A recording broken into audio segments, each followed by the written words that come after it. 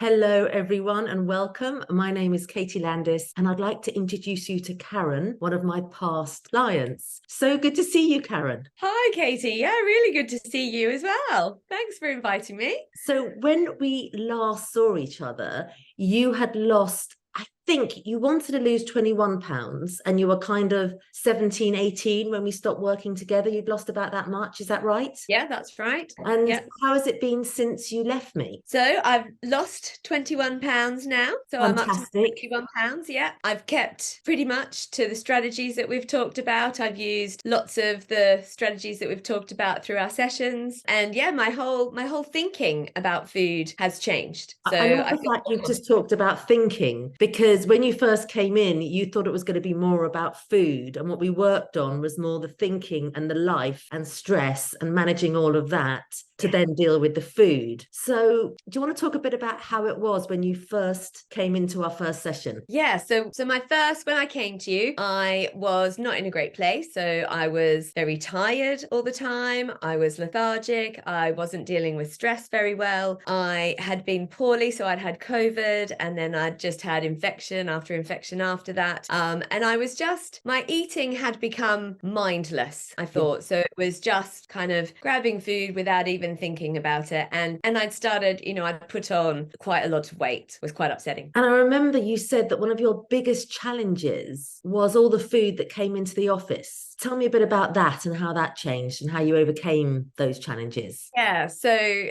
I work in a school, and so the lady in the kitchen would always bring up the leftover puddings for the teachers at the end of lunch, and I would mindlessly on my way out back to the classroom pick up a brownie or pick up a cookie or pick up a pudding with custard and just mindlessly eat it on my way back to class. That was a really big challenge for me to stop doing that, because I felt like I was missing out. Every day I felt like I was missing out. But I used the strategy of, if I still want one in 5 minutes, I can go and get myself one. And what happened every single time I used that was I would end up in the classroom, 5 minutes would go, and I wouldn't even think about that brownie or pudding, and I would just get on with my afternoon. So that was a really great strategy that helped me a lot with that mindless That was a big pudding. breakthrough for you. I remember that. And just to say to Yeah. people, there's a few strategies I use. One of them is setting the 5 minute timer. So you can have it, but in 5 minutes. And then you do certain things in those 5 minutes. And one of the things that you were good at doing was the peace method, which was P for Pause. pause. Well done. You have remembered. Pause. So it's just at that moment, isn't it, before the hand goes out to reach for the food, Yeah. just pressing that pause button. And then, as it's an acronym, there was E for. Can you remember the E? Pause.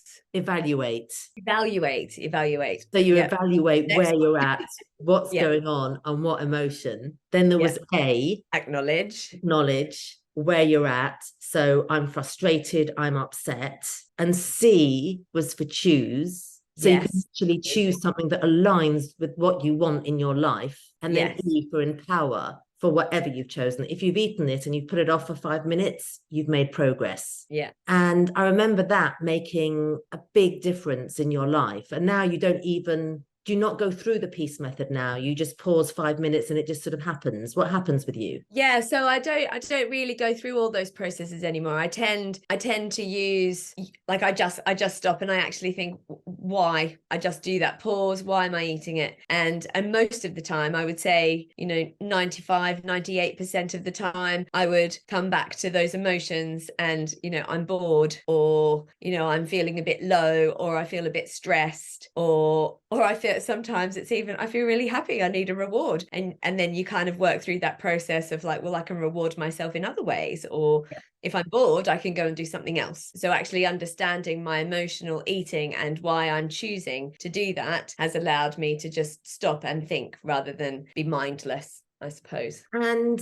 when you came to me and you wanted to lose weight, you said it wasn't just about the weight, it was about other stuff as well. What was your real reason? What was your why for coming to see me? So my why was really about, I had lots of things going on in my life. I was on certain medications, which I wasn't entirely happy with. There was family stress that was going on, which was quite difficult to deal with. So I really wanted to, it's almost empower myself and create a healthy body as well as a healthy mind. So it was very much about, getting myself into a place where I could deal with all those things and I could come off my medication and just be a little bit healthier and confident in my body. I love that, because it's that deeper healing, that deeper transformation that goes alongside the weight loss. Because Yes. sometimes we think, when I lose weight, I'll have this life, but you were changing your life whilst you were losing the weight. So how is your stress and your family situation now? How's all that going? Much better. So I've come off all my medication. Don't take any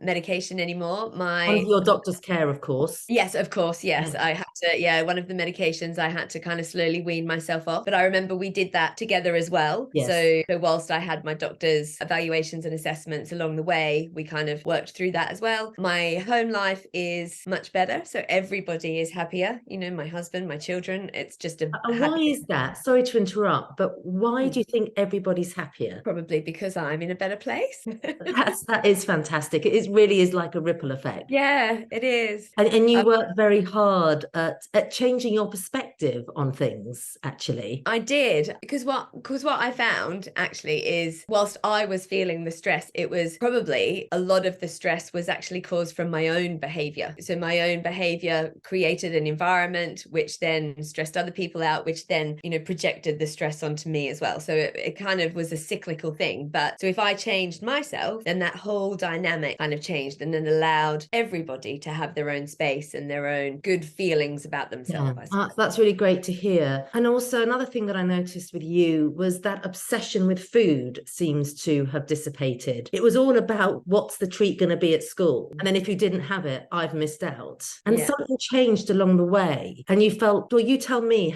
what changed about that, with your sort of perspective on missing out and thinking about food and putting yourself first instead. I think I started to realize that eating those types of foods is actually not a treat, because I would feel worse. It's funny how we call it a treat, isn't it? Yeah, we call it a treat and then eat it and then feel terrible. Then we have to eat more because we feel terrible that we've eaten it in the first place. Yeah. So I actually realized that I could eat so many other different foods and feel good about myself. So rather than, there were times, I have to tell you as well, Katie, there were times when I would be so stressed at school that I would stop at the supermarket on my way home and buy a lot of chocolate and just gorge on it the whole way home. And again, just getting myself into a habit of not stopping at the supermarket and thinking, I can have some cheese and some salad when I get home, and that will be fine. If I'm really hungry, then that's what I can do. So I remember that. Now you bring that up, I remember that. And I remember at the time we worked on what were the feelings going on that made you want the chocolate in the first place. What was the void that made you want to numb it with the chocolate? And you started to do things for yourself. You started to exercise more, go for more walks, have a date night with your husband. Yeah. And when you realized that you wanted to buy the chocolate, you actually addressed the issues that were bubbling up inside. Yeah. And it's not what you expected when you came for a diet plan with me at all. No.